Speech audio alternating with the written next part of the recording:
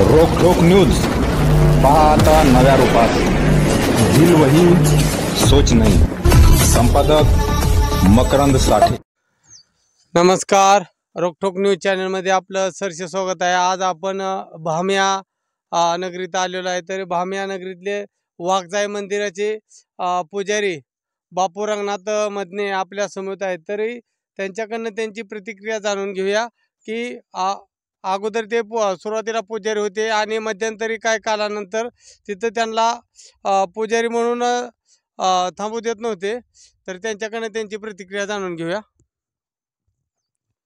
मी 2001 पासून ह्या जागेला पुजारी म्हणून आलो। ह्या देवाच्या जागेला म्हणजे एक 5 माणसं उभा राहायसारखा जागा नव्हता। मी स्वतः कष्टानं सगळं तिथलं दगाड धोंड उलटं पालटं करून सगळं व्यवस्थित केलं।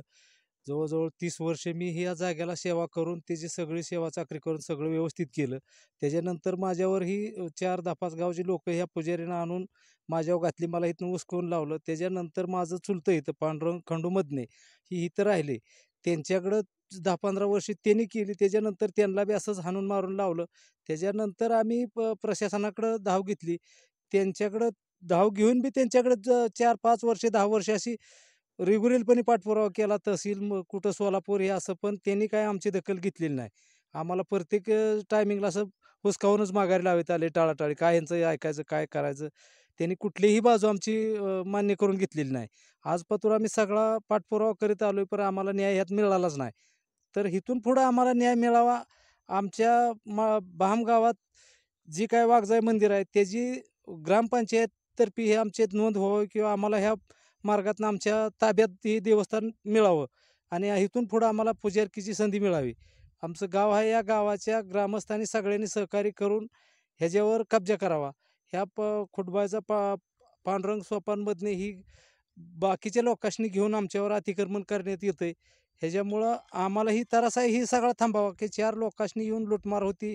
इथं माकडं मुंगसं मांजरं काय जी आहे ती त्रास कोलं ह्यांनी बी कुत्री मांजरं घालून हाणमार होती। त्यांना खाण्यापिण्याचं आहे ह्याच्यावर बी दगडफेक करून ह्यांचं नुकसान करते ती। तर ह्याची बी प्रशासनानं नोंद घ्यावी, त्याची दखल घ्यावं। त्याच्यावर जखमा काय हाणणं मारणं होतंय किंवा त्याला काठीनं हाणणं होतंय ह्याची सगळ्यांनी विचारधारा करून त्याच्यावर दखल घ्यावं प्रशासनानं। अन्यथा जी काय आम्ही हे केलेलं आहे ह्याच्यातनं माळशिरस प्रशासनाच्या समोर 15 ऑगस्ट दिवशी आम्ही जर नाही जी दखल घेतली तर उपोषणाला बसण्याची पुढची प्रोसिजर करण्यात येईल। त्या वक्ताला त्यांनी आमचं पुढचं काम नियमानुसार करावं। वन विभाग कार्यालयाच्या समोर मी उपोषणाला बसण्याच्या तयारीत आहे।